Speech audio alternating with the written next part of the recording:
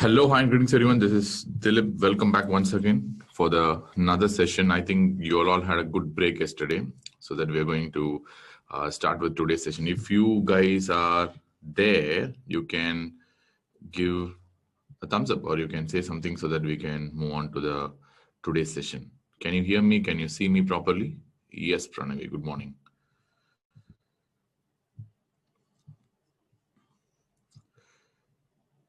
Yes, of course.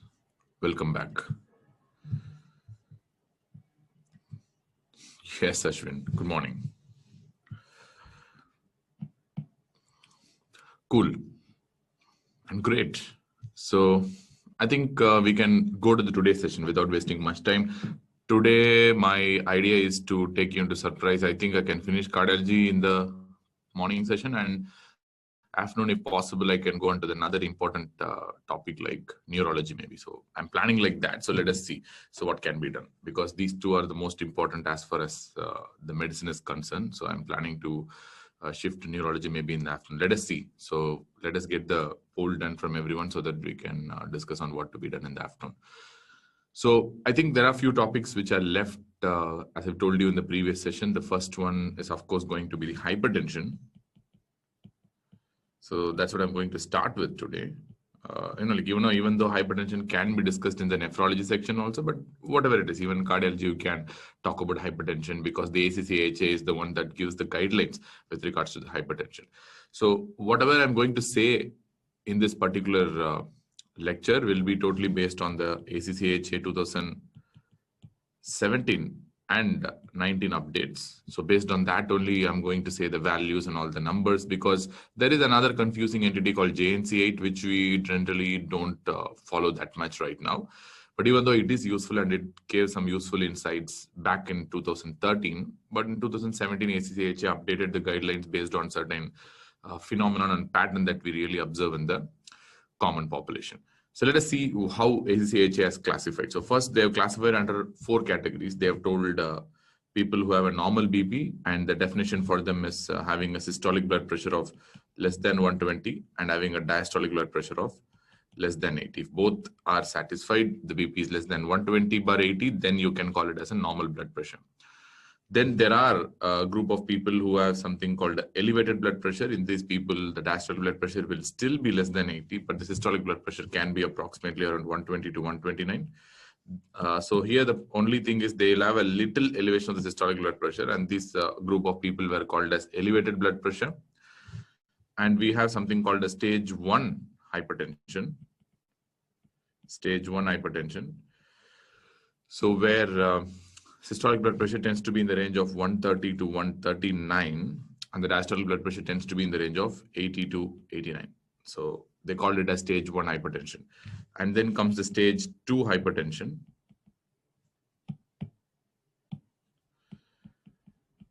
Where the systolic blood pressure tends to be more than or equal to 140, or the diastolic blood pressure tends to be more than or equal to 90. So please understand that any one is enough to tell it is hypertension. So often students think that both should be there, or they give overemphasis on the systolic blood pressure, giving poor importance for the diastolic blood pressure. It should not be in such a way. You should really give importance to both the values, either 140 or either 90. Any one, if it is elevated itself, we'll be calling it as a stage 2 hypertension only. And they have told an approximate treatment also for different groups of patients. For example, for normal BP patients, you don't need really any treatment except for the lifestyle related changes if the patient is having a bad lifestyle. Apart from that, you have to just advocate healthy lifestyle. Don't need any pharmacological, non-pharmacological treatment. For those with elevated blood pressure, so they suggest non-pharmacological treatment like diet and all the other like exercise related physical activity and all this stuff. So that is non-pharmacological treatment. But for stage 2 hypertension, they clearly advocate pharmacological treatment, which means you have to start with drugs. And for that matters, even JNC8 also gave the same cutoff of more than 140/90, even though the definitions are different, but even JNC8 tells the same thing. You have to start with treatment if the BP is more than 140/90. And this stage 1 hypertension, these people are considered to be like sort of this gray area zone where you really don't know like whether to start with treatment or whether not to start with treatment. We have no idea. So that is why these group of guys, you have to see the 10-year cardiovascular risk, and then you have to consider whether you need to start with treatment in these guys or not. That is the idea. So based on the 10-year cardiovascular risk, if it is elevated, I'll tell you later on how much. So if it's low, then you can go consider a non-pharmacological treatment. If the 10-year cardiovascular risk is extremely high, then in those guys you can consider pharmacological management. This is the entire nutshell of the ACC-AHA 2017 guidelines. Yes, it's 7.5 to 10%, even though it's quite controversial. But nevertheless, so let me come back to the values later on. So what will you do with different values? So then in that setting, you're going to change the treatment accordingly. So this group of guys you can consider like sort of this gray area zone. So stage 1 hypertension. So one thing that is sure is that these people who are having stage 2 hypertension, definitively you're going to start with the pharmacological treatment. That is more than 140/90. The same thing JNC8 also told, but with the different values and a different cutoff. That's all. Different names that have been given the JNC8. That's all. Apart from that, everything is going to be the same. And more than that, we have something called nocturnal pattern and a dipping pattern is there. So based on that also certain risks are still existing.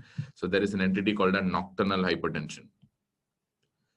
So what do you mean by the fact you have something called a nocturnal hypertension? So remember, whenever the nighttime BP, so that's the advantage of doing something called a home BP monitoring or ambulatory blood pressure monitoring. If the night BP is more than or equal to 110/65 millimeters of mercury. Remember, previously it was 120/70 decade ago, but currently they have revised it to 110/65. If it is more than that, then we can call it as a nocturnal hypertension. So that's the definition for a nocturnal hypertension, to be precise. And there are something called dipping patterns as well, which means more than the absolute BP, the dipping pattern also makes a lot of sense, which means there is something called a normal dip. Comparing to the morning BP, morning average, the nighttime average should be at least 20% lower. So which means any dip by 10 to 20% is considered to be normal. So which means night there should be at least 10 to 20% BP fall compared to the morning daytime average. That's a normal dip. All right. So then we have this extreme dippers. Whether this has any clinical relevance, we have no idea, but around more than 20% dip is what we refer to as extreme dippers. Probably this indicates a sort of a postural hypertension sort of a thing, autonomic instability sort of a thing, but our relevance to the hypertension management remains elusive, so we don't really know what to do with these patients. But there are other two group of patients called non-dippers who don't reduce the BP at all in the night, which means it will be less than 10% dip in the nights. And at the same time, there are few people who are called as risers, where the BP actually increases instead of decreasing in the night. So the two group of people clearly, even though the daytime BP may be normal, but still the nighttime BP is showing some aberrant values. So definitely they are going to have high mortality. And whether to treat these patients, if the daytime BP is normal or not, we have really no idea. But there are new set of guidelines that are coming that based on this dipping patterns, this non-dippers as well as risers has to be treated with antihypertensive drugs. But there are new evidences coming off. But anyways, this group of people are going to have higher mortality, and it's very common in the setting of hypertension as well. So no need to worry about that. So then we have this group of people who have secondary hypertension. Remember, for example, you have different types of hypertension. You'll be calling it as. One is the primary and the secondary hypertension, we know that. So of course the primary, that is the essential hypertension, is going to be the most common. So how I'm going to classify is the essential hypertension group. 95% of the people belong to this essential hypertension group only. And we do have this sort of secondary hypertension people also. Generally, whenever you want to think about a secondary hypertension, think especially if the patient is young. Defined by less than 30 to 35 years. So in this group, if they develop hypertension, you can think about probably secondary hypertension, especially if it of sudden onset, not having any time. Suddenly the BP is coming, not gradually increasing, not insidious. So I think you can think about secondary cause of an hypertension. Heart rate, any dipping during the night. Of course, heart rate will dip during the night. There is no doubt about that. So that is the basis of doing something called a sleeping pulse rate to diagnose thyrotoxicosis once upon a time. So we are talking about the blood pressure here, not about the heart rate. Heart rate, of course, will decrease, except for probably during the REM sleep where the heart rate might a little, there might be a little increase, but apart from that, the overall heart rate must be low in the night.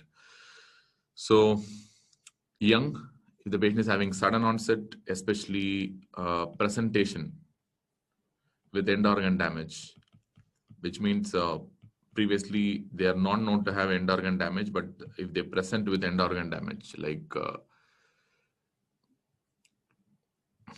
Naveen is asking, you said catecholamine surge is more in the night. I didn't mean that. I told like catecholamine surge is more during the REM sleep in the night. I didn't really mean that catecholamine surge is more in the night. And more importantly, catecholamine surges will happen during the REM sleep, and the other counter-regulatory hormones will happen during the early morning, like around 6 o'clock to around 9-10 o'clock. So that is where the counter-regulatory hormones will be high. So we're talking about that. So no need to confuse regarding that.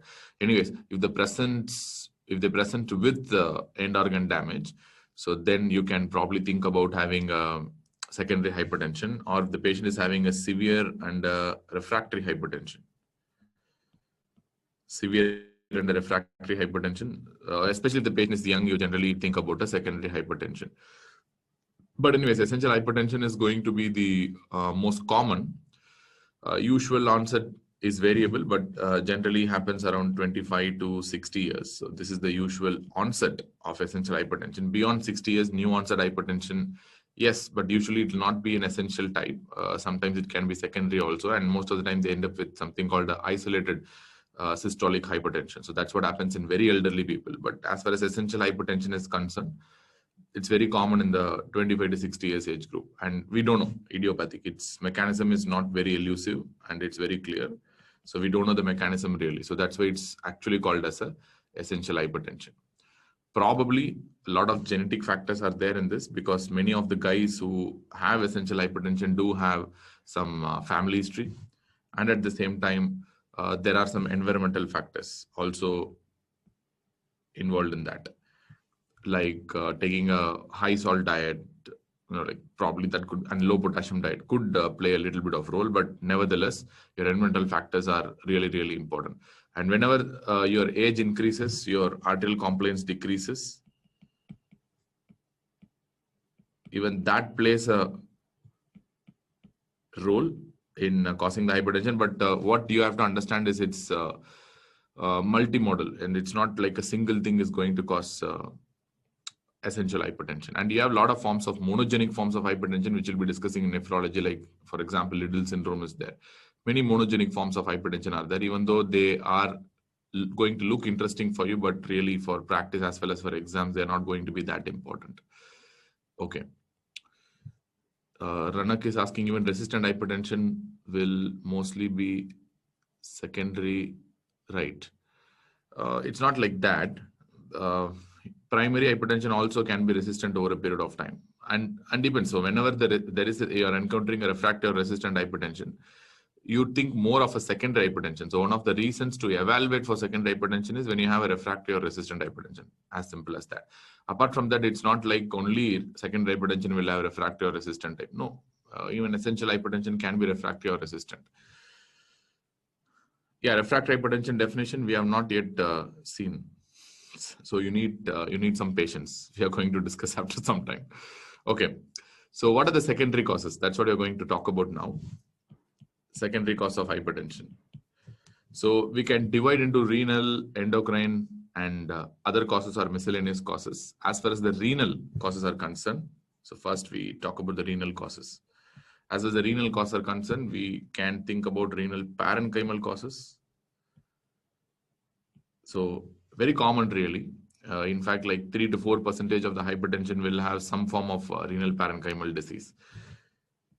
And it's a double way, like a patient with hypertension can develop renal parenchymal disease, or a patient with renal parenchymal disease can develop secondary hypertension. So remember, only when the patient develops hypertension due to the pre-existing renal parenchymal disease, then only you should call it as a hypertension. Otherwise, it will be other way around. So be careful about that. And apart from that, you have something called a renovascular cause as well.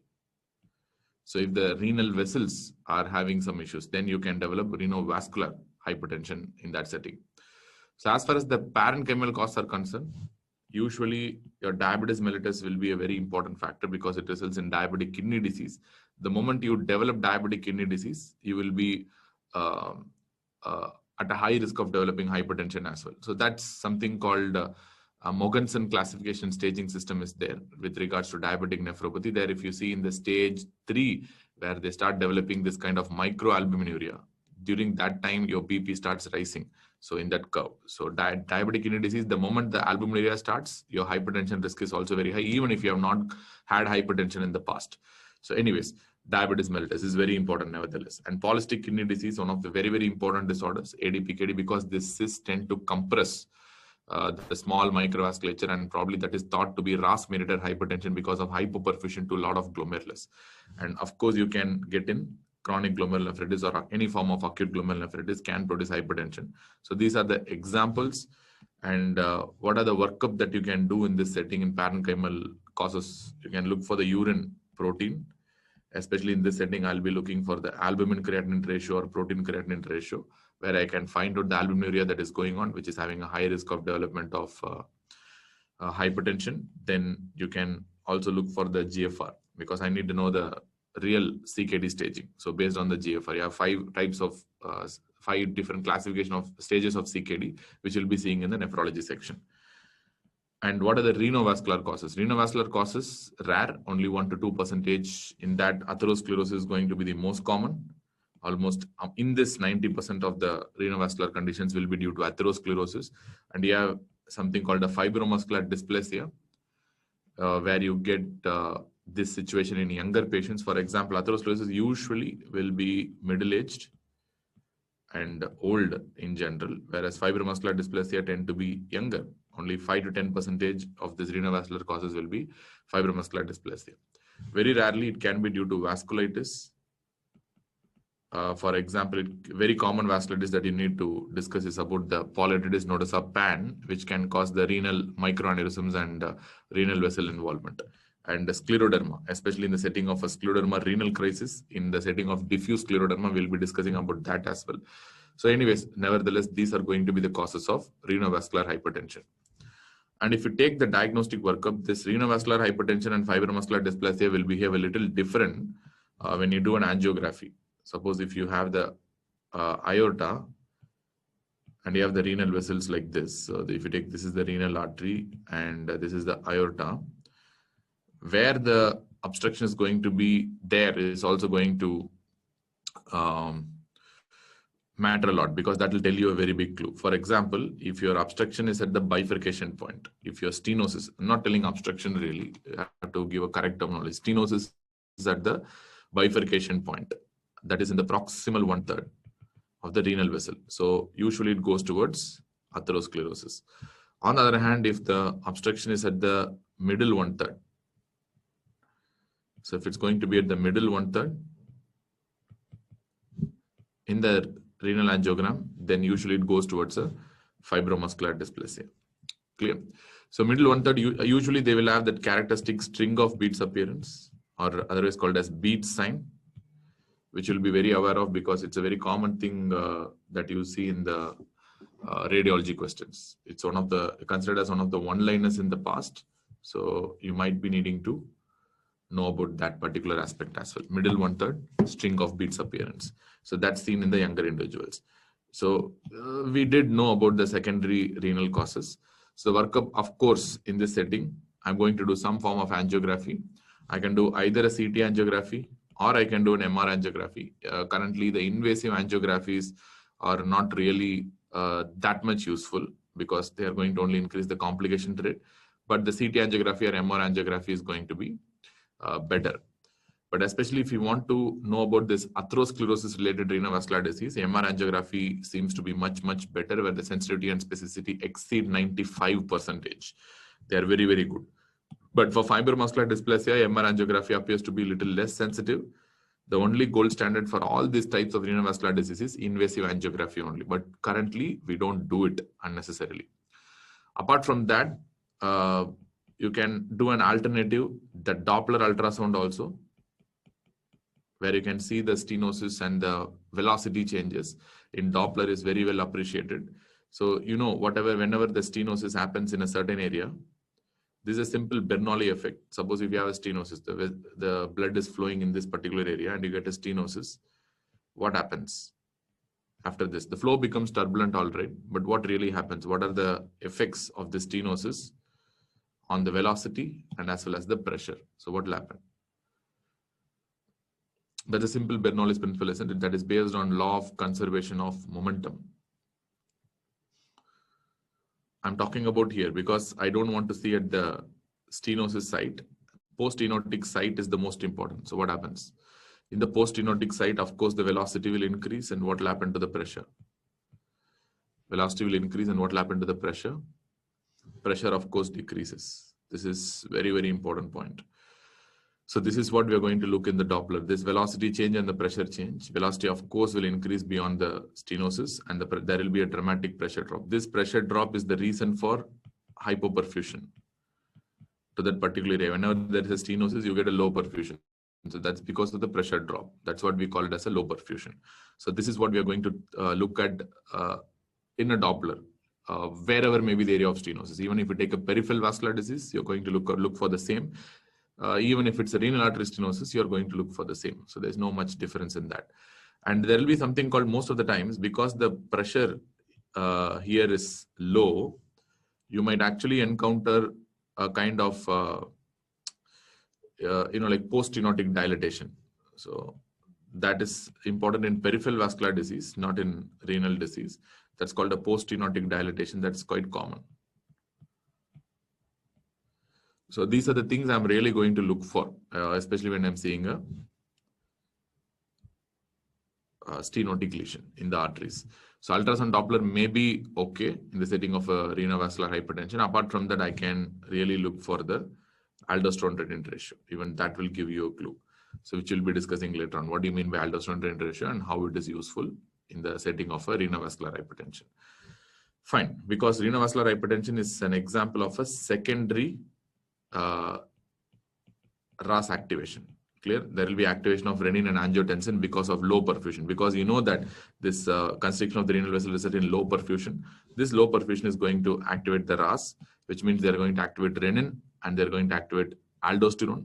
And renin-aldosterone activation is the reason for development of hypertension in the setting of renal vascular hypertension. But on the other hand, if it's a renal parenchymal disease, we don't really need to do RAS in the first place. I mean, aldosterone-renin ratio in the first place, because here predominantly it is due to volume-dependent cause. Most of the parenchymal conditions are volume-dependent hypertension. They really don't have RAS-dependent hypertension. I mean, even though PKD is supposed to be RAS-dependent, but whenever you talk about a parenchymal disease, the predominant event for producing hypertension in this particular patients will be volume dependent because of the poor GFR, because they don't filter substances more. When pressure is low, why dilatation?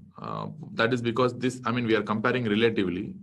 I don't know, I couldn't understand this question, but what happened here is, like when the comparison is made at the stenotic segment versus the post-stenotic segment, you will be screening with an ultrasound. I don't know how to, these are very practical things. Very difficult to explain. So when you push the probe along the vessel, there will be one area, there will be which will be having a narrow lumen.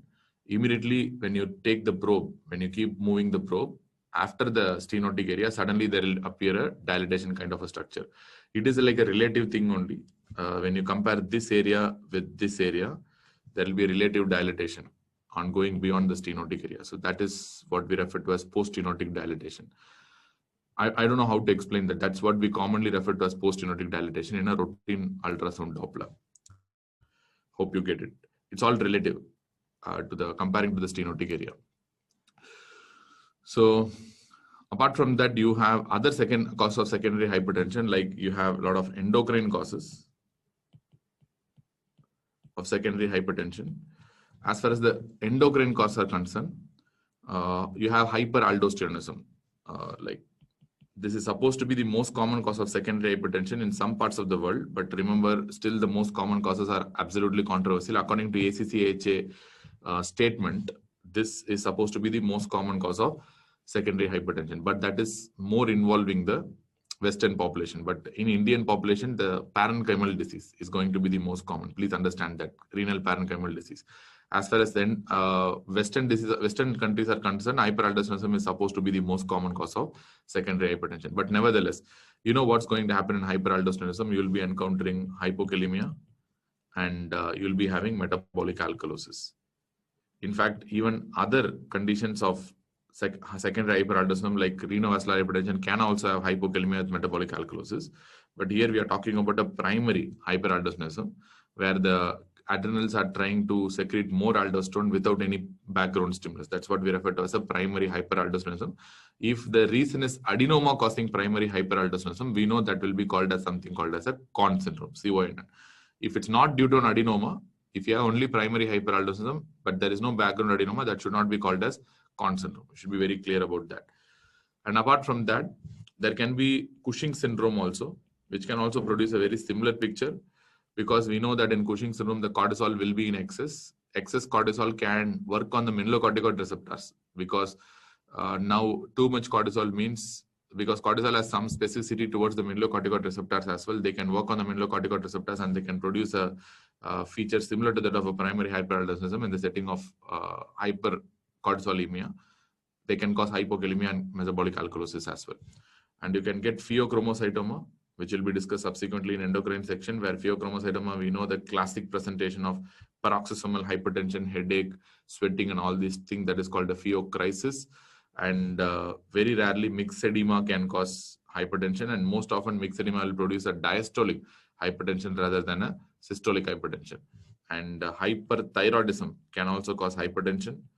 You know, hyperthyroidism will produce systolic hypertension, unlike mixed edema, which causes diastolic hypertension. Then hypercalcemia itself can cause hypertension. For example, you can think about a hyperparathyroidism itself causing hypertension. And apart from that, you have numerous other causes and miscellaneous causes which can produce hypertension. Like, for example, OSA. OSA is supposed to be very, very important. Whenever an obese patient is coming with resistant and refractory hypertension, you have to strongly consider the possibility of obstructive sleep apnea. Very, very important point. OSA can be a cause of refractory hypertension. Then a lot of drugs can induce the development of hypertension. Like, for example, estrogen progesterone combinations, oral contraceptive pills, then glucocorticoid use. Of course, this is going to induce a state of steroid excess like scenario. So glucocorticoid use can produce hypertension. And black licorice ingestion, we know what's going to happen in black licorice. They are going to inhibit an enzyme called 11-beta-HSD2, which will be discussed subsequently. Because of that, now there will be relative hypercortisolemia. Because of that, you will get hypertension. And you can get with NSAIDs. NSAIDs produce a sort of renal hypoperfusion, because they reduce the diameter of the afferent arteriole. So whenever you take a glomerulus, you have an afferent arteriole and an efferent arteriole, right?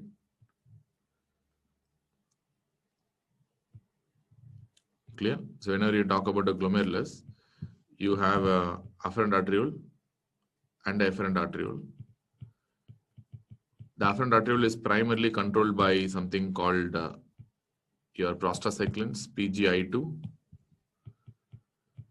And the efferent arteriole is principally controlled by something called angiotensin II. Even though there are a variety of controlling agents are there, but afferent arteriole is predominantly controlled by prostaglandin I2. So this is basically a vasodilator, we know that.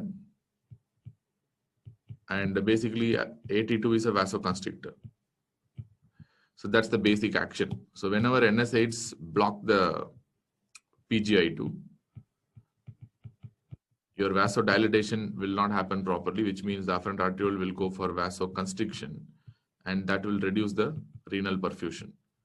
So of course, they are going to reduce the GFR. I'm not telling no, but apart from that, they can reduce, they can cause ischemia to the glomerulus and the tubules, and they can result in probably RAS activation, and they can result in development of hypertension as well. How does OSA cause hypertension? I've heard about pulmonary hypertension, but systemic hypertension oscillated. Yes, of course, as far as obesity is concerned, whenever you have an OSA, in OSA you don't have a good amount of sleep. Like you'll have something called sudden waking because of the obstruction. So this kind of waking during the sleep, like in the sleep, the sympathetic activity is supposed to be less, except for the REM sleep. During all the other times, the sympathetic activity will be quite less. So this waking will increase the sympathetic activity. And remember, OSA is not something that's going to happen in a day or so. It's going to be there for years because the patient is very obese. And this chronic increase in sympathetic activity will definitely result in nocturnal as well as daytime hypertension. So obesity can well result in hypertension, even systemic hypertension, not only pulmonary hypertension. Pulmonary hypertension is different. That is due to chronic hypoxia because of the obstruction. That will result in increase in the pulmonary vascular resistance. That's a reactive pulmonary vasoconstriction, and that will result in pulmonary hypertension as well. So OSA can result in both systemic hypertension as well as pulmonary hypertension. It's not like that. So you have different causes of hypertension. And apart from that, you have aortic causes like coarctation of aorta can produce hypertension. This is called a differential hypertension, where lower limbs will be starving of blood in coarctation, whereas upper limbs will be having more perfusion. So in coarctation of aorta, you will have a upper limb hypertension, whereas there will be a lower limb hypotension. But still, that's very, very important.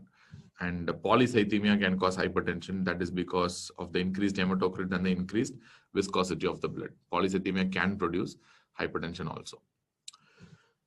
And of course, we need to know the complications of hypertension as well. So what are the complications? Complications can be in the form of neurologic, complications like you can get a transient ischemic attack, you can get a stroke, you can get a berry-aneurysm rupture. Remember, one of the important reasons for rupture of the berry-aneurysms is hypertension only. Then you can get a form of dementia called vascular form of dementia. So there are a lot of neurologic complications are there. And still you can get something called a hypertensive retinopathy. So everyone will know the staging of hypertensive retinopathy. That's called a Keith-Wagner classification system. Can anyone tell what do you mean by Keith-Wagner classification? What is stage 1? What do you see in stage 1? Who's going to tell me? Especially a pre-final year student should be able to tell if you are there. Keith-Wagner classification system. Yes, stage 1, you have arteriolar narrowing. Yes. AV nicking is stage 2. It's not stage 1. Stage 1 is arteriolar narrowing. Just there will be a narrowing of the arterioles. And stage 2, you get something called a copper wiring, and AV nicking is stage 2. Stage 3, you will get that hemorrhages and that kind of exudates will be there. And stage 4, you will have the papilledema. Yes, more than silver wiring, we call it as a papilledema. So as far as I know, from the physician point of view, only 4 are important. Stage 1, we get the arteriolar narrowing, that's all. When compared to there are a lot of areas where there will be vessel narrowing will be there compared to the normal eye. Because when you routinely see fundoscopy, you will realize that. And stage 2, you will get the classic copper wiring. And you will start to develop this AV nicking. And the stage 3, you will start to develop this exudates. And you will get hemorrhages. What is the type of hemorrhages you will get in hypertension? Usually there will be flame-shaped hemorrhages. That's very characteristic of hypertension, rather than that kind of dot blot type of hemorrhages which is seen in diabetes mellitus. And stage 4 is where you get the papilledema. And whatever you tell, like that kind of silver wiring and all these things. Usually I tell stage 4 as papilledema. As a physician, I generally look for these things only whenever I do a fundus in my OPD. I advise like people who are looking at hypertension should be able to know the fundus as well, because I do fundus examination routinely in my OPD every 3 to 6 months once for all the patients myself, because that's a very important part of the treatment as well. If you don't do the fundus, you will not be knowing whether the patient is taking the drugs properly or not, because the patient tends to cheat us most of the time. Like they used to take the drugs just 3 days, 4 days before, because of the fear that we will increase the medications if they don't take the medications properly, which means they will be with hypertension for a long period of time. Suddenly they will take the medications for 3-4 days just before coming to the hospital. Their BP will be normal at the time of measurement. But how can I pick up that, whether the patient is taking the medications properly or not? Through proper end organ damage assessment. The end organ damage assessment is very, very important. I'll be looking for albuminuria, the retinal involvement. So if the end organ damage is progressing, if yes, the end organ damage is there, but the BP is normal during repeat assessments, I can think about 2 to 3 things, 2 to 3 entities here. Here, the first thing I will think about is non-compliance, that the patient is trying to cheat me, that he's been taking drugs only recently and is not taking drugs for a long time from the time of prescription. That's one entity I have to think about. Then second thing what I can think about is something called a masked hypertension, which is really important. So which means a routine fundus examination gives you a lot of clue. Not only fundus, even doing an albumin. Every 3 to 6 months, I tend to do once. In fact, if the patient is having a well-controlled BP, I'll tend to do once in 6 months or even 12 months. If the patient looks okay, I mean, my psychological assessment says he's going to be very compliant. If I feel that the patient seems to lie or patient seems to be really obese and developing other problems, then fundoscopy I do every 3 months once as my routine OPD assessment basis. So retinopathy is really important, and they can develop cardiac complications like left ventricular hypertrophy, which is one of the most common entities with systemic hypertension. They can get left ventricular failure. They can get atrial fibrillation. I told you, atrial fibrillation's most common cause is systemic hypertension only. We have discussed about that in the past as well. Yes, Naveen told press posterior reversible encephalopathy syndrome. That's one of the hypertensive emergencies, previously called as something called hypertensive encephalopathy. Currently, it is called as posterior reversible encephalopathy syndrome. Then you can develop vascular causes, vascular complications, like you can get aortic aneurysm. As I told you, you can be true as well as both false aneurysms. True aneurysm is nothing but a true aortic aneurysm at the root of the aorta in ascending aorta. Common cause is hypertension. And a false aneurysm. We discussed already about the false pseudo aneurysm of the aorta. What is the example of pseudo aneurysm of the aorta? People who have attended the previous session should be able to tell that. Yes, dissection. And in dissection also, I told you the most common cause of dissection is hypertension only. We have discussed about that as well. So hypertension can cause both true as well as pseudoaneurysms. And of course, nothing is complete without the renal complications. Hypertension is one of the important causes of renal parenchymal disease and proteinuria as well. So remember, whenever you take a CKD, the number 1 cause of CKD in the world is diabetes, and the number 2 cause of CKD is hypertension. So these are the 2 top most common cause of renal parenchymal disease in the world. It's double way, like the hypertension can result in CKD and CKD can result in secondary hypertension. Both are 2 ways, but hypertension alone can result in more progression of kidney disease and a faster progression of kidney disease as well. Especially diabetes and hypertension together are very deadly, and they're going to accelerate the renal disease, progression of CKD like anything. So that's why in CKD, the control of these 2 disorders are very, very important, which we'll be seeing subsequently. So we know that these are going to be the complications of hypertension. So how we are going to treat hypertension according to ACC/AHA standard? Remember, treatment of hypertension is very important because even a 10 millimeter or a 20 millimeter reduction in the systolic blood pressure has a tremendous improvement. Like for example, for every 5 to 10 millimeters of decline in the blood pressure, you're going to get approximately 20% decrease in the major adverse cardiac events. So which means the MAC is going to reduce by 20%. This is what is the exact statement given in the ACHA 2017 statement. Just I remember like this: 10 millimeter decrease in the blood pressure, 20% double decrease in the MAC, major adverse cardiac events. And there will be substantial decrease in the incidence of heart failure, substantial decrease in the overall mortality. So it's really, really, really good. So try to decrease as much as possible. So then we have non-pharmacological treatment. Then we have pharmacological options as well. Basically, what do you mean by non-pharmacological treatment? I generally write in my OPD slip as every time I type. Usually we don't write nowadays in the last 4 or 5 years. So whatever I write, whenever it's an automatic protocol, whenever the patient is hypertensive, automatically it's like a computer generated software. So it will be coming as lifestyle modifications. There are certain lifestyle modifications which are very important to reduce the hypertension. The number 1 I always tell is the exercise. Exercise is going to be the most important and has the maximum impact as far as the hypertension is concerned. And second, of course, you have to do weight loss. And how much exercise? I mean, this is very fixed and standard for all the cardiovascular risk factors.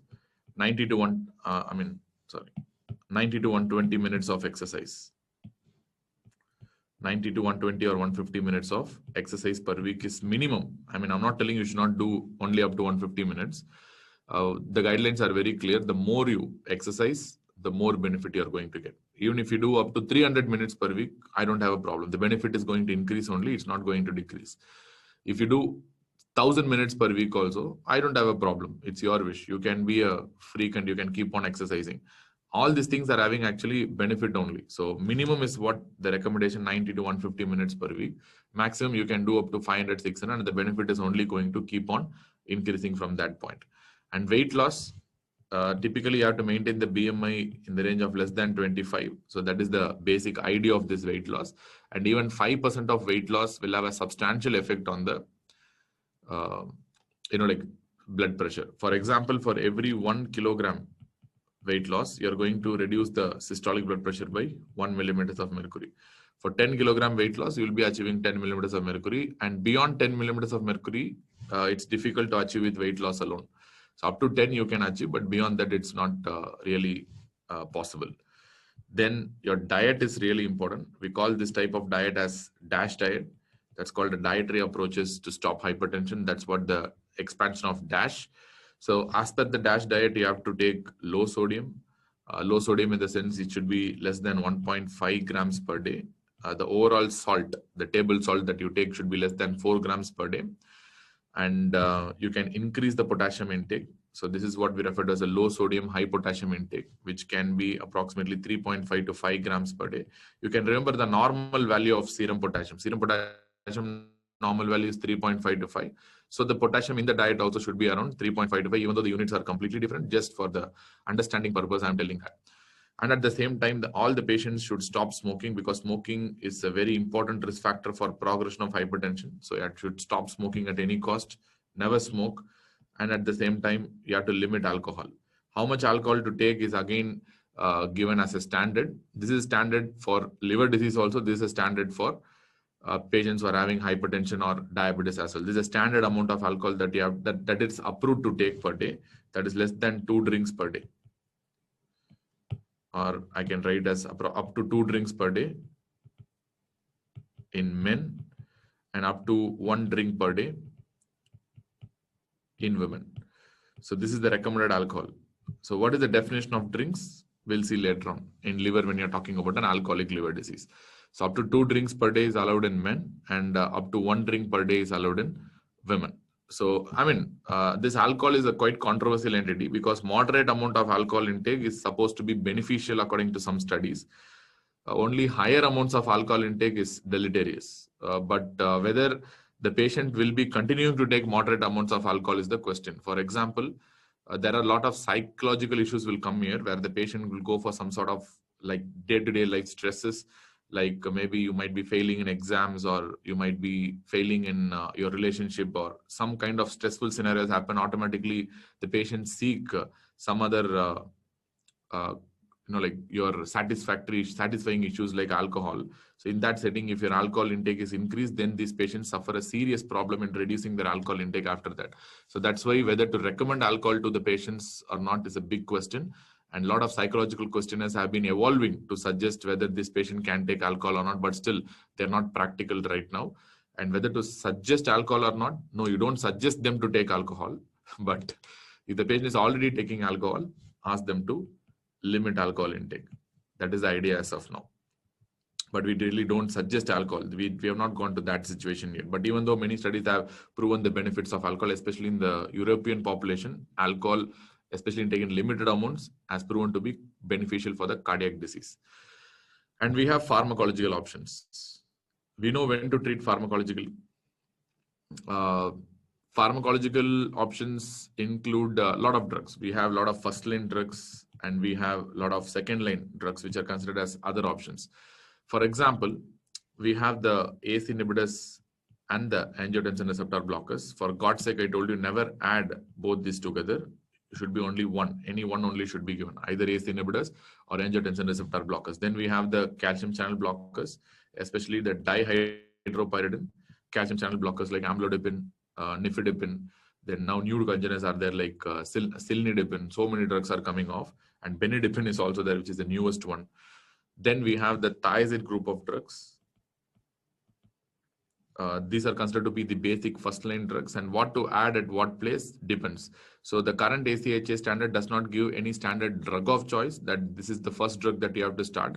They're only telling that it should be based on the clinical scenario. Let me give some examples of clinical scenario where you can start each and every drug in practice. And as far as the other drugs is concerned, we do have beta blockers on the top of the list, very commonly used drugs in practice. Then apart from that, we have the alpha blockers like prazosin and doxazosine. So many drugs are there in this group. Then we have our nitrates, which is not very popular but still used by many. Then you have the central alpha agonists like clonidine. Central alpha agonists like clonidine. They are basically alpha 2 agonists, which basically reduce the like sympathetic outflow from the brain. So that's how they work. And apart from that, we have the loop diuretics. Then we have MRAs, mineralocorticoid receptor antagonists, which are very good in certain scenarios, not in all scenarios. Especially in the setting of primary hyperaldosteronism, MRAs are going to be very, very, very, very beneficial. And you have hydralazine. Yes, of course. So many drugs are there. You have to choose them wisely. Which drug is better for which population? For example, ACE inhibitors can be preferred as a first-line drug, especially if the patient is having diabetes mellitus, if the patient is having diabetic kidney disease, and all these things. In fact, this ARBs, there is one study which tells that angiotensin receptor blockers are better in patients who are having pre-hypertension. For example, patients who are having sort of a stage 1 hypertension we are talking about. Stage 1 hypertension. Like BP of less than 140/90, but more than 130/80. This is what we refer to as stage 1 hypertension. Previously, up in JNC, these are the patients who have been called as pre-hypertension. And these ARBs, there is only one study that have been done. In ARBs have been beneficial for patients with pre-hypertension, which means ARBs are known to stop the progression of pre-hypertension to overt hypertension. That is stage 1 hypertension to stage 2 hypertension. So there is one study that tells that. And even though the guidelines are the same, we are going to start only if the cardiovascular risk is high, that is more than 7.5% in a stage 1 hypertension. Apart from that, ARBs should be the choice there because they prevent the development of overt hypertension, stage 2 hypertension from stage 1 hypertension. And of course, the calcium channel blockers also can be preferred in certain situations. For example, these can be the best to start with. Especially if the patient is not having diabetes or not having diabetic kidney disease. On the other hand, if the patient is having angina. So we know that in angina, calcium channel blockers form a very important treatment role. So you can start in the setting of an angina, no problem. On the other hand, thiazide diuretics can be started in black population, especially if you're, in India, it's not relevant, especially if you're encountering a black means, African American or a Caribbean population. This is what I mean by black. So black population probably get a good benefit from thiazide diuretics. In fact, we know the white population get a good benefit from ACE inhibitors because we know that sodium retention is more common in blacks. So that is why we use thiazide diuretics there. And the renin activity, the primary renin excess is more in the white population. That's why we tend to give ACE inhibitors and ARBs in the white population. But different reasons are there. Racial reasons are also there. But nevertheless, it's not a standard. That no, ACHA currently that does not recommend any first-line drug. This is the drug you have to start with. There is nothing like that. And beta blockers can be preferred, especially if you are having an angina, where I told you it's one of the first-line drugs to treat angina. You can bring down the anginal pain very nicely. Or if the patient is having CAD, or if the patient is having heart failure. So these are going to be excellent drugs because they reduce mortality. And as far as heart failure is concerned, we didn't talk about that last time. I forgot to tell. As far as heart failure is concerned, there are 3 beta blockers that are absolutely beneficial. One is the metoprolol, and second is the carvedilol, and third one is the bisoprolol, Concor. these are the 3 drugs that are found to be absolutely beneficial as far as heart failure is concerned. Angina, CAD, you can prefer any beta blocker, no problem, including atenolol. But as far as heart failure is concerned, these are the 3 beta blockers that are shown to be terrifically beneficial: metoprolol, carvedilol, and bisoprolol. And more importantly, one more important point to say is that atenolol is not a very good drug. So that has to be taken in mind, because there have been a lot of studies that have been done with atenolol, maybe in 2003, 2004, even though the validity of those studies is not that great.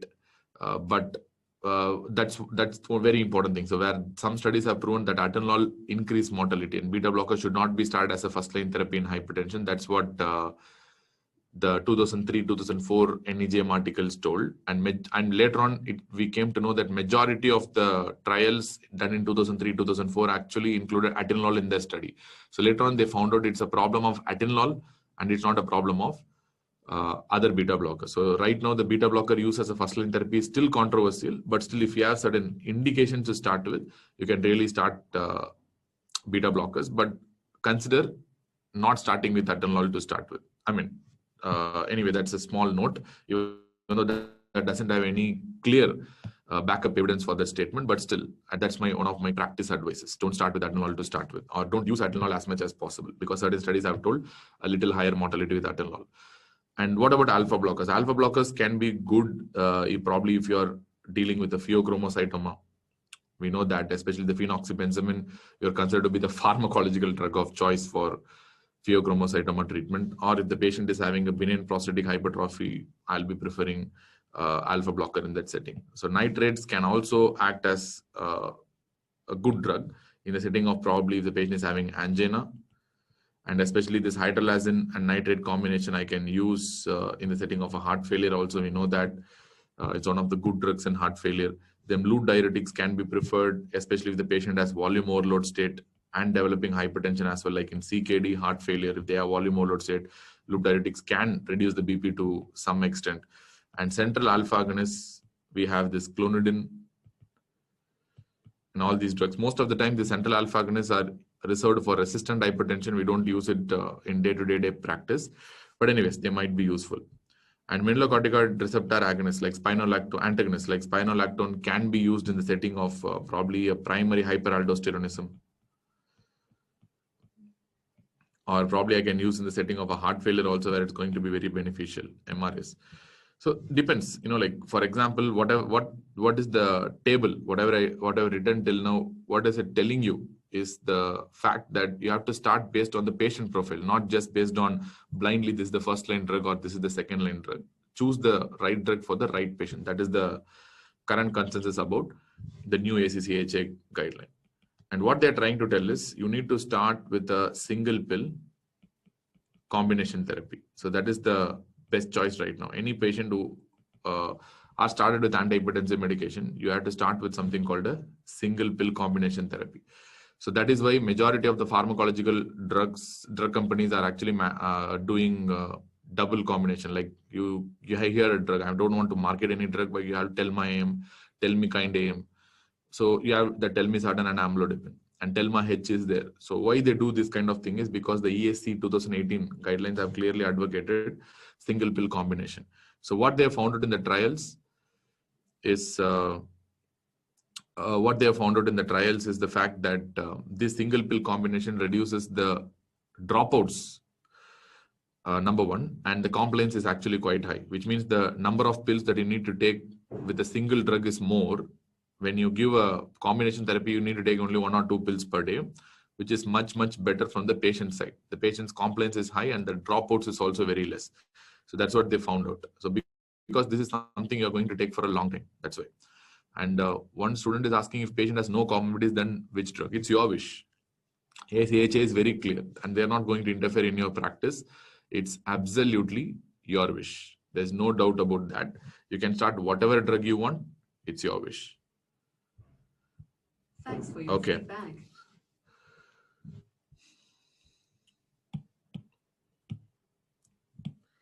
Okay. Now, is combination mandatory? Yes, of course, combination is mandatory according to me, because many of the patients I do start with combination. Even with a minor dose, small dose, I generally start with combination only. In an obese patient, so there's no standard like that. So as far as the obese patient is concerned, many of them will have metabolic syndrome and diabetes. So in that case, I'll prefer ACE inhibitors or angiotensin receptor blockers.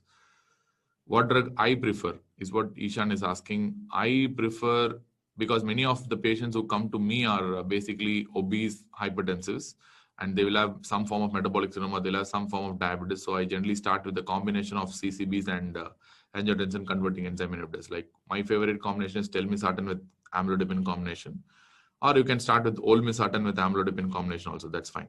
For dyslipidemia or diabetes mellitus, which is contraindicated. Ranak is asking this question because she would have studied somewhere in pharmacology that thiazide drugs produces hyperlipidemia and they can derange the lipid profile. That's why you're asking this question. And definitely thiazides are not contraindicated in dyslipidemia, diabetes mellitus. And of course, I need to tell that. So that statement should be told, because many students think thiazide diuretics are contraindicated in diabetes and dyslipidemia. So it's not. There are so many patients in practice who are getting thiazide diuretics right now, diabetes patients as well as dyslipidemia, and that's not a contraindication for using a thiazide diuretic. So you can start with those drugs as well. Fine. Then what are the drugs that can be used in pregnancy? Anya is asking, how long should the drug be given before labeling it as non-responsive or refractory? First of all, you have to ensure the compliance. That is important. And 3 months is the time period that ACHA is recommending. 3 to 6 months is the time period for each and every therapy. When you keep on stepping up the therapy, at around 3 to 6 months only, we will be telling whether it is refractory or non-responsive. So what are the drugs that are used in pregnancy? In pregnancy, there are certain drugs that are going to be not teratogenic and they're going to be beneficial. One is methyl-dopa, that is alpha-methyl-dopa. Then, of course, labetalol. Then, what else? Very commonly used drug, nifedipine. I don't think alpha-methyl-dopa is used commonly now. Nifedipine is extremely commonly used drug. I feel like in our Indian practice, nifedipine and labetalol are the two commonest drugs for pregnancy-related hypertension. Esmolol is IV. Naveen is telling you want to give an IV drug in pregnancy for routine day-to-day management. You can give esmolol probably in hypertensive crisis. Even that time, we will prefer labetalol only. Esmolol is not a very good drug in pregnancy. And hydralazine is, yes, fine. It's an average kind of a drug. Hydralazine is also effective. Once you don't have any other option, still the patient is having severe hypertension, then you can go for hydralazine. So as much as possible, there are 2 drugs that you have to avoid. One is diuretics, should be avoided in pregnancy. And second is ACE inhibitors and angiotensin receptor blockers are basically contraindicated because they can cause a variety of side effects, including fetal renal failure and oligohydramnios. So many problems are there. So we don't use ACE inhibitors and angiotensin receptor blockers. Usually pregnancy is a very tough state to manage, and it should be having a multimodal approach. And the only thing in pregnancy is to avoid the development of severe hypertension. That's all. Patient on ACE inhibitors become pregnant. Do you change the drug? Of course, yes. The patient is planning to get pregnant itself, I will change the ACE inhibitors. I will not continue with the ACE inhibitors. Clonidine, not a good choice in pregnancy. Again, CVA with hypertension, what drug you will prefer? That is something to be dealt in hypertensive emergencies. We'll discuss about hypertensive emergencies in some time. So that time I will tell you about that drug, but not right now. So these are the drugs I will prefer. Beta blockers, contraindicated in pregnancy. Not really contraindicated, but again, you should be clear in your statement. Beta blockers can cause IUGR. That's why we don't use beta blockers.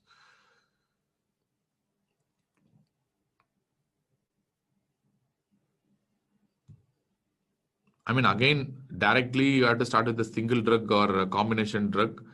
No, most of the times I prefer starting a combination drug. Remember, ACC is clearly telling, and ESC 2018 especially started it.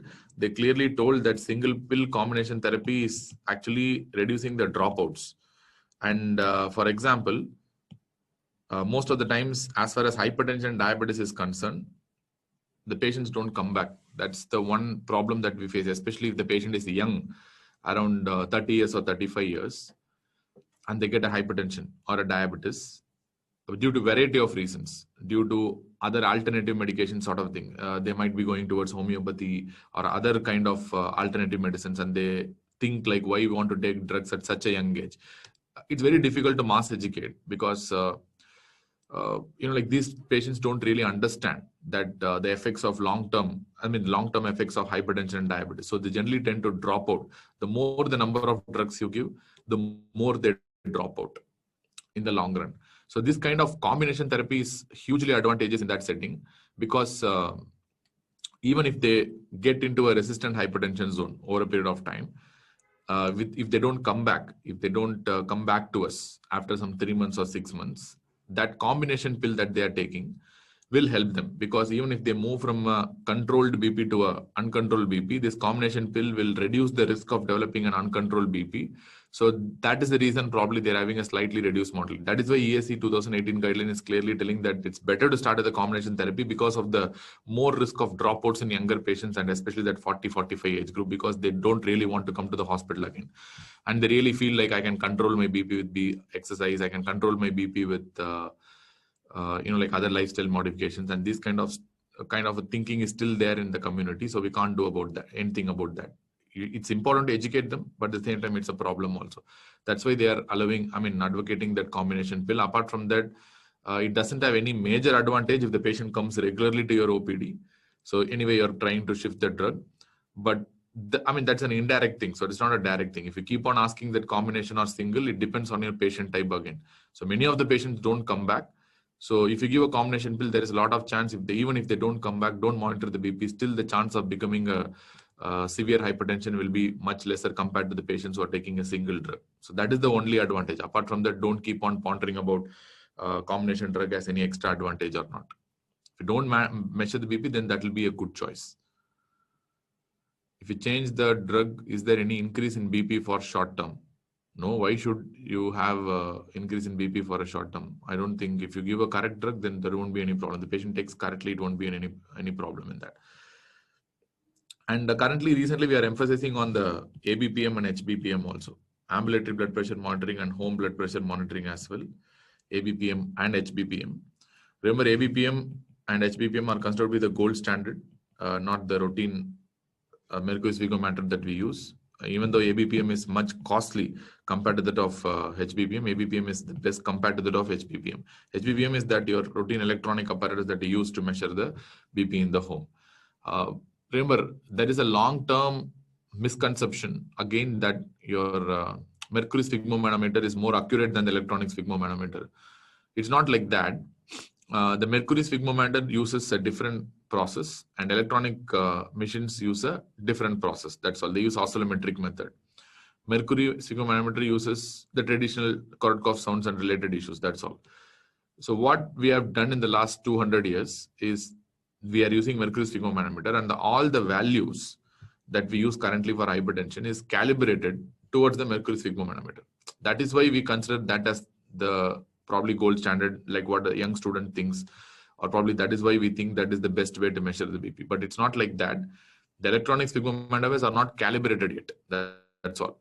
So if you use the same chip, same technology, same kind of calibration, then you should be able to achieve a proper BP value for electronic machines also. So right now we don't have that.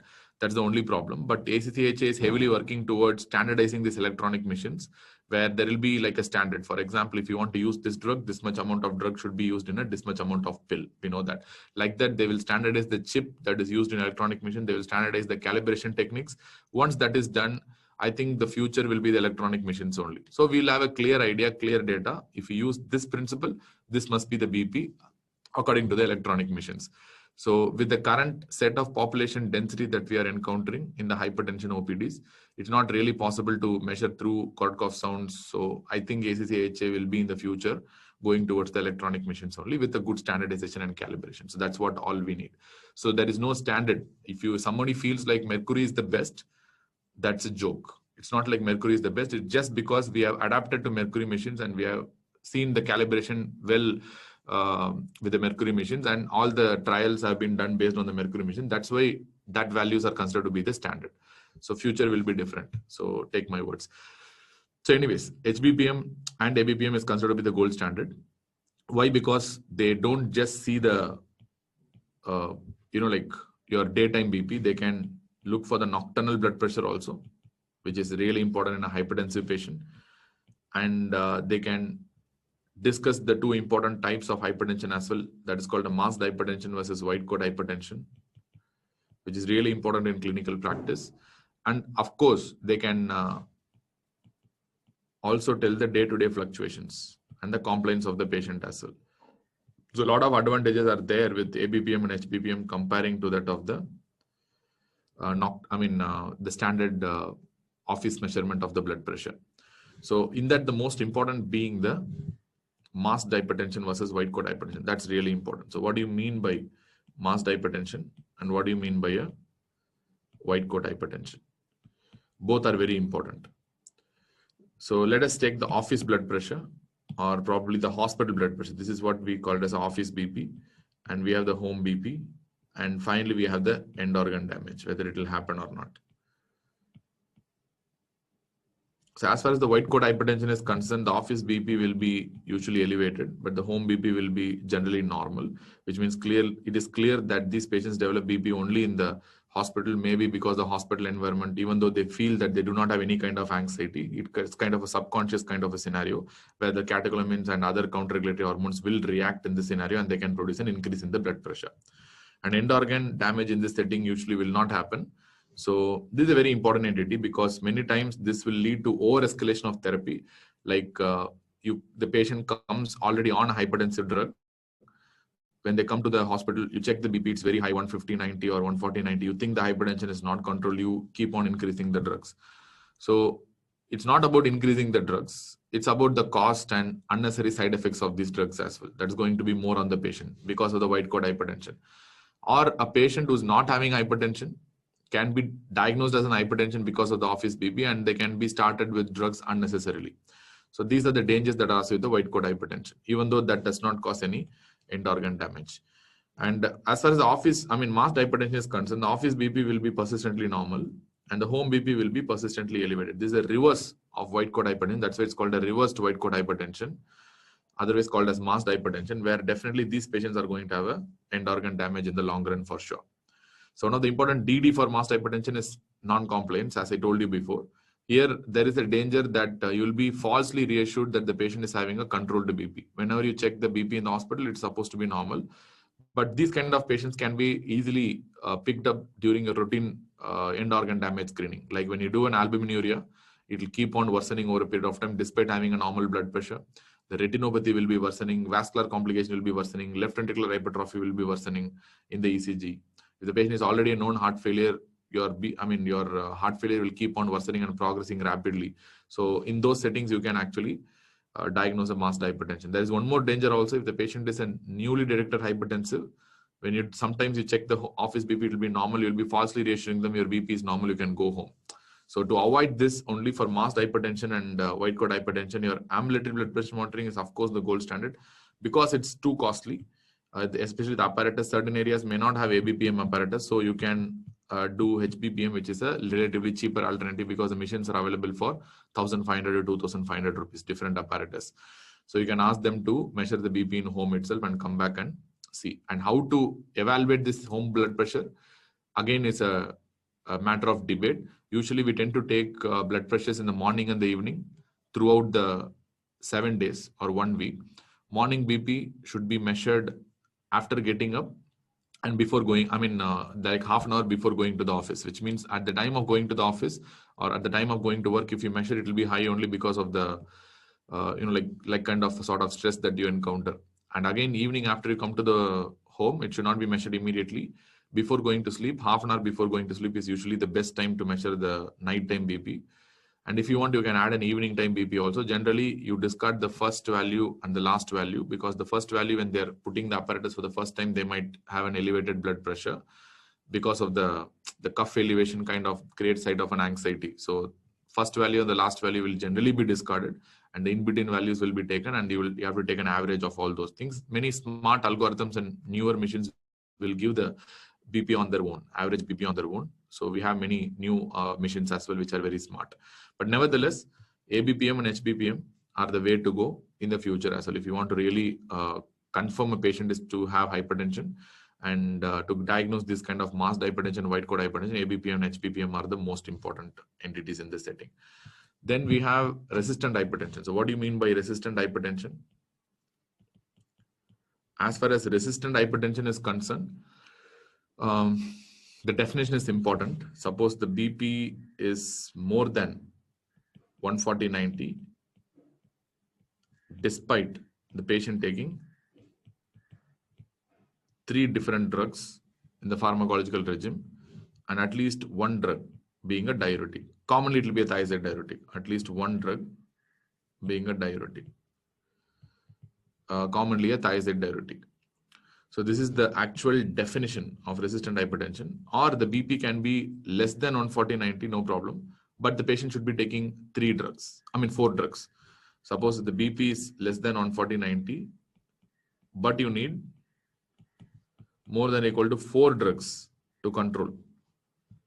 But on more than or equal to 4 drugs to control the blood pressure. So this is also a definition of a resistant hypertension. So this is very important for exam. And the same thing, at least one should be a diuretic in these 4 drugs. Very commonly a thiazide diuretic. So then always before diagnosing resistant hypertension, you should think about other secondary causes. Like for example, there is something called a pseudo resistance. Like because of smaller cuff size, you might be encountering a higher BP. So your cuff size is proper or not, and your way of measurement is proper or not. All these things should be taken care of, and that's what we refer to as pseudo resistance. And whenever you think about resistant hypertension, always think about secondary cause of hypertension as well. Usually it can be secondary, like primary hyperaldosteronism or obstructive sleep apnea, or some other cause could be there. So you have to evaluate about that as well. So especially whenever there is resistant hypertension, as I told you, rule out pseudo resistance, especially these kind of smaller cuff size definitely has to be ruled out. Then at the same time, rule out secondary cause of hypertension, which is really important. And still you couldn't find out anything, then in that setting, ACC/HA is probably telling you can, if you do not evaluate or if your evaluation is not yielding anything, then empirically you can add mineralocorticoid receptor antagonists, or probably you can have beta blockers, especially drugs like carvedilol, labetalol, nebivolol may be very useful because they are going to have a little bit of alpha action also. Everyone knows that, isn't it? Why we add drugs like labetalol, carvedilol, and nebivolol. These are the drugs. I generally prefer labetalol, or many cardiologists prefer this nebivolol also. And then brand name called Nebicard, because they have some vasodilating properties also. Labetalol and carvedilol combined alpha and beta blockers, whereas nebivolol is a partial beta 2 agonist as well. So they can produce a little bit of vasodilation also. So these are beta blockers with good vasodilating properties. So that is why we add these kind of drugs. Or you can add alpha blockers in this setting, or you can add other drugs like hydralazine also. That's what they advocate, the current ACC/HA guidelines. But in my practice, I generally prefer MRA most of the times, because whenever I encounter resistant hypertension in a young patient especially, very often it will be a primary hyperaldosteronism. Even if you test them, anyway, you will be coming to a conclusion that you will be starting with the mineralocorticoid receptor antagonist only, even if you diagnose a primary hyperaldosteronism. That's why I straight away start with MRAs. If I don't see any response with MRAs, then I think about other problems. But before that, I will definitely do a urine testing and all this basic testing. But ARR, I'll keep at the last. I mean, especially when the patient is not responding to MRA, then I can be going ahead with the aldosterone ratio as well. But this is my choice, but it depends. You can choose any of these things if you're not given already.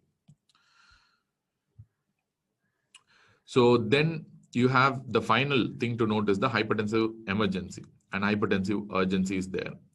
So basically, we call them as something called a hypertensive crisis. Hypertensive crisis. So what do you mean by hypertensive crisis? Whenever the BP is more than or equal to 180/120, either systolic more than 180 or diastolic more than 120, we note that as something called a hypertensive crisis. So hypertensive crisis can be divided into 2. One is with target organ damage and without target organ damage. when there is no target organ damage, we call it as hypertensive urgency, even though currently the word urgency is not used by EAC guidelines because that creates a lot of confusion that you have to treat them urgently.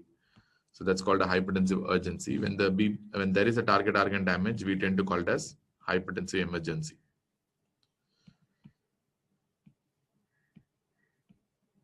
Hypertensive emergency. But remember, the word urgency does not mean that it is urgent at any cost. You can treat slowly itself. Because there is no target organ damage, most of these patients can be managed with the outpatient regimen itself. And I have seen a lot of people who are admitting the patients just because BP is 200, 100, which is absolutely ridiculous.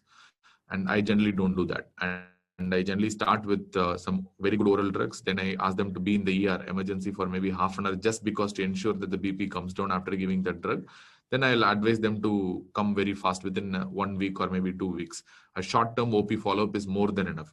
So you really don't need to treat very urgently. That's why the name urgency has been seriously questioned. So which means it just need a OPD-based treatment. OPD treatment most of the time, or at the same time you need to have a short-term follow-up to ensure that their BP is under control. This is what all you need for a hypertensive urgency. They're asking causes for hypertensive crisis. It could be anything. It could be ranging from whatever causes I told you, from secondary hypertension in the beginning to primary hypertension. Everything can cause hypertensive crisis. I mean, even specifically, if you ask about the causes, what cause I can tell. What do you expect really? Hypertensive crisis to happen. Pregnancy, eclampsia can cause hypertensive crisis. Right from there to pheochromocytoma to adrenal hyperaldosteronism to essential hypertension to CKD to anything can cause hypertensive crisis. So we cannot really tell a particular cause of hypertensive crisis. But we need to know about the target organ damage. What target organ damage that can happen? Thyroid storm. Contrary to the popular belief that thyroid storm will have hypertension, most of the time thyroid storm patients will have hypotension. So that is a very important point to note, because in thyroid storm there will be high output cardiac failure, and because of that many of the patients will basically be encountering hypotension rather than hypertension, and they will be in shock. That is why thyroid storm is an emergency. They don't really have hypertension. That's a belief by many of the students, but it's not the case. Okay, let us see about the hypertensive emergency now. So there are many target organ damage that can happen. Like for example, they can come with a neurological emergency to start with. So it could be a stroke, it could be ischemic stroke or a hemorrhagic stroke, doesn't matter. Or they can come with PRES, that is called post-irreversible encephalopathy syndrome, that is otherwise referred to as hypertensive encephalopathy in the past. Then they can come with papilledema also. There are multiple nomenclatures and they have been revised. For example, this PRES and papilledema has been revised to some extent. For example, PRES is generally previously referred to as hypertensive encephalopathy, and papilledema was generally referred to as malignant hypertension previously. Hypertension with papilledema, they generally tend to call it as a malignant hypertension in the past. And these sort of names, we don't use it right now. Instead, we just put it under a common terminology called hypertensive emergency. That's all, whatever may be the case. And papilledema just indicates a raised intracranial pressure, and PRES also tells you there is a raised intracranial pressure. That's all. Apart from that, you don't have any problems in that. A patient with 200 BP and he's been there for almost 6 months, you don't really generally get PRES. But a patient who's having 120/80